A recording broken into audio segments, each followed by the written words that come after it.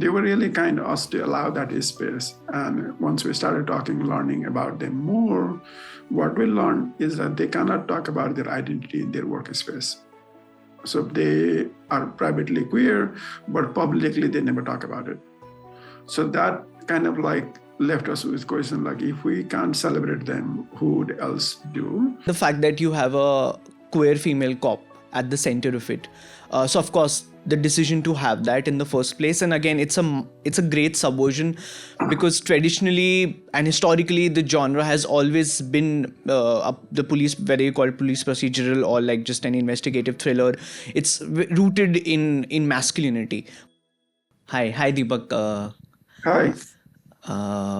So I'm Anas. I write for the Indian Express. And firstly, many congratulations on the film. Thank you so much. This is my third time watching it, and it has insane repeat value, I must say. And thank you for everyone for being here. So firstly, to begin with, my initial thoughts after I watched it for the first time, and now it continues to remain the same, is that I've always loved those police procedurals who use genre as a doorway, and after a point of time the crime sort of becomes incidental, and you are really investigating not the crime but really the social order which makes that crime inevitable. And in that sense, Pooja sir is really in that zone. And again, congratulations. Firstly, I just wanted to start with I was reading somewhere that you have been developing this film for around a decade or so, and so I just want to start with that, like what kind of research and the fact that that entire gestation period of you trying to get into the world, trying to get and of course it's of course coming from lived in experience, one can really see a lot of it is in the personal terrain. So just talk to all of us about that. Thank you so much for the screening and of course the Q&A and the kind words. We started working formally in 2016 in some way. So 8 years it took us to get there, but it was not only research, but also financing and everything together. And COVID happened in between. So the world was in a different place at that time. But of course, we recollect a lot from our own personal life. Started there because I'm born as Madhesi, who look like North Indian and get treated as an Indian in Nepal. And it's about 40% of population of the country. And so getting basic as ID, citizenship is really hard. So you have to extra prove it. And in its day in your life, you are questioned about your identity, you're questioned about your nationality, and you're doubted everywhere. So that's been a feeling of growing up. That's been a kind of experience like I grew up with in my first class, first day of the school. And so I always been with, whenever I got interested in cinema, I always thought about making the film about my growing up in some way, but I courage as like making it the first feature. So it kept along, but after 2015's protest, which lasted around 8 months, almost a year in the country, and several people died, were killed. That's where me and my partner started talking about it. If we don't make about this film, no one else is going to make it. And so that's where conversation started. So initially it started with me and my partner, who is now a lead actor in the film. And so we wrote it together because we come from two different ethnicity.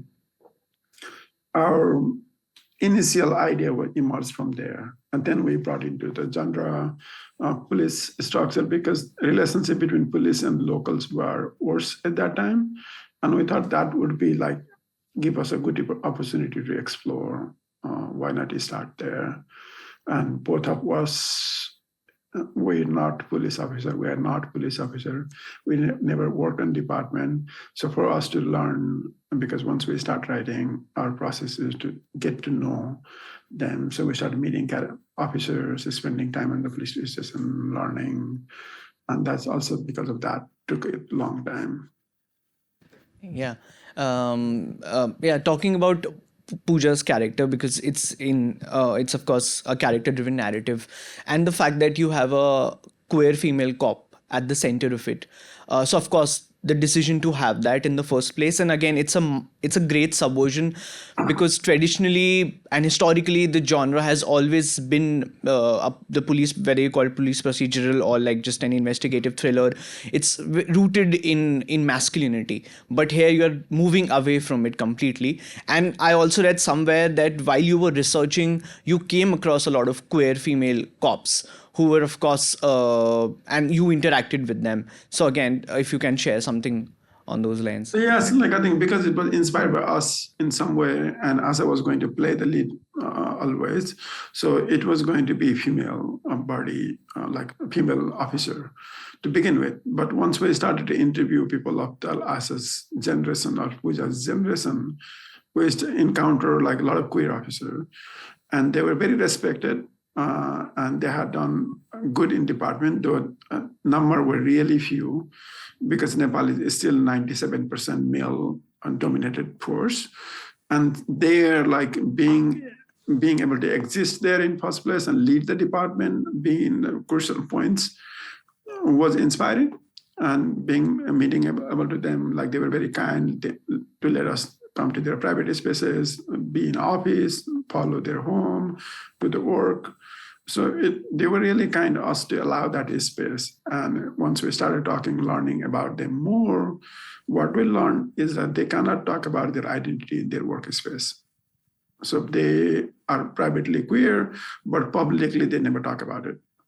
So that kind of like left us with question, like if we can't celebrate them, who would else do?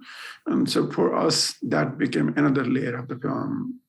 And we decided that we wanted Pooja to be queer. Yeah.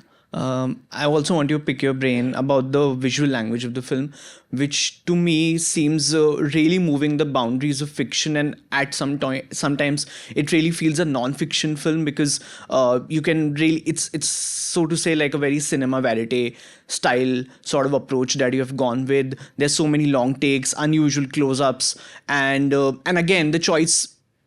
Talking about the form more, the way it's also non-linear in a lot of ways. The scenes are intercutting. So again, was the non-linearity something that you conceived on a script level, or it was arrived while you were editing it? And just in general, the fact that the camera is always so it's as if it's a lot of his handheld, but the fact that the decision to have it kind of to mirror the volatile situation that's happening and to get into the mind space of all these characters. Yeah. So like to begin with, we wanted to be close to our character. We didn't want to be someone observing it. Yeah. And we had decided this will be two POV, and we'll stay with two POV. It's Pooja and Saraswati. And so we start with Saraswati in the beginning. We don't realize it, like audience wouldn't realize it, but we start with Saraswati and then move into Pooja and come back to Saraswati again. That's what our goal to be, because we wanted to learn Saraswati through Pooja. And we wanted to understand who she is and why she did such a decision. Because it was not about, of course, only investigating kidnapping, but as we investigate kidnapping, we find out what really happened with Saraswati.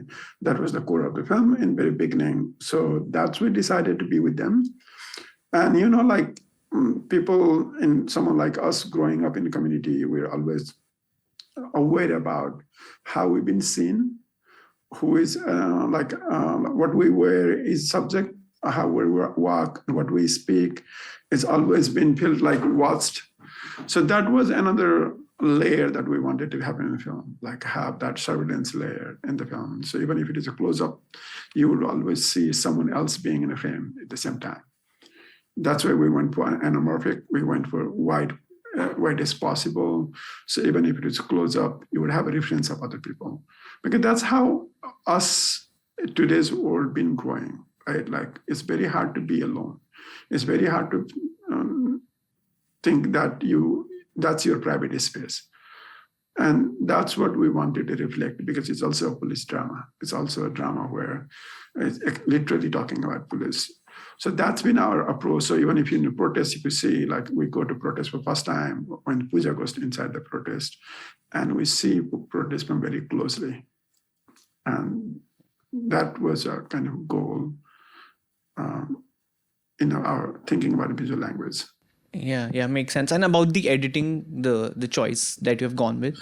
The editing, yeah, like I think some of them going back and forth also was prompted during the editing process itself, which was not kind of like something that we had already decided on. That came along as we started edited. Okay. For me, the heart of the film is really the relationship between Mamta and Pooja, and of course how that relationship starts on a sort of suspicious, sort of very unclear note, and how they both build it through the film. And two scenes in particular. One of the scenes when Pooja visits Mamta's house and she's having that food. It's so well shot, and Asha is so good in it. So of course, talk to me about that scene, and then just in general about writing these two characters and their relationship. So like initially it started with us, like it's me and Asa in some way to begin with. So it was based on somewhere in real. Then we started to expand with the people and actor we started to work with, researching. So it got expanded from there. And so so that's why like it's a lot of like those of like our personal experiences, like scene like where Saraswati goes to buy dumplings. I have gone through multiple times. So it's bringing it from there, directly from those experiences, like character like Pooja's father, it's coming from Pooja's experience, or me observing her and her father's relationship further away. So like those are lived in some way, and like seen with especially the food. She kind of wrote it for herself, like to punish herself in some way. That's where the idea came. Like we started thinking about like, when Saraswati, like Mamta goes to Pooja's home, she wants to punish Pooja anyway, but how would she take a revenge? Would this be a verbal or would it be on food? Because I think she always talks about being in Madhesi area and trying to be local. So satirically, she's talking to her grandmother, but she's not talking to grandmother, she's talking to Pooja in some way. And that's their way of like exchange, their way of, I think, getting to know each other. And Pooja is also stubborn, has a lot of ego. So she would not say that she is hot, that she wouldn't eat it. She would go ahead and eat and show that she can handle it. So I think that was fun filming it. And also, yeah. Before I open it for everyone, I was reading somewhere that your next feature you said somewhere that it's going to be the most hopeful film that you're making out of everything that you've made right now. Although I could see some hope here also, but yeah. So if you can talk about the next one that I think so currently developing, and yeah. Yeah, it's currently developing. It's just been selected for Berlin. So it's in Copenhagen market. The title is The Taste of Salt. And it's set in Nepal, India, and UK. So it's one of the biggest production in some way after Pooja, and majority would be shot in London and in Ahmedabad and Karzana in Nepal. And it follows the story of a chef cook through India to UK. Again, it's following the similar character like Mamta in some way. In Nepal, someone like us is very hard to get documentation. So this person is unfortunately undocumented, has no identity. So he sneaks into India to work in Gujarat as a dishwasher, and he rises up from there to be a chef and travels to London and works there and wins the BBC MasterChef. So it's based on a real story, a real chef, and we're still in process of revising the script, hoping to close the deals after Berlin and shoot sometime next spring or summer. Yeah. Cool then. We shall wrap this up, and I'll just like to thank you again. It's a really incisive, urgent watch, and I feel really privileged to have been able to do this. And thanks to you also, and thanks to G5A, and thanks to everyone for coming. And best of luck for your new feature. Thank you Yeah. so much. Yeah.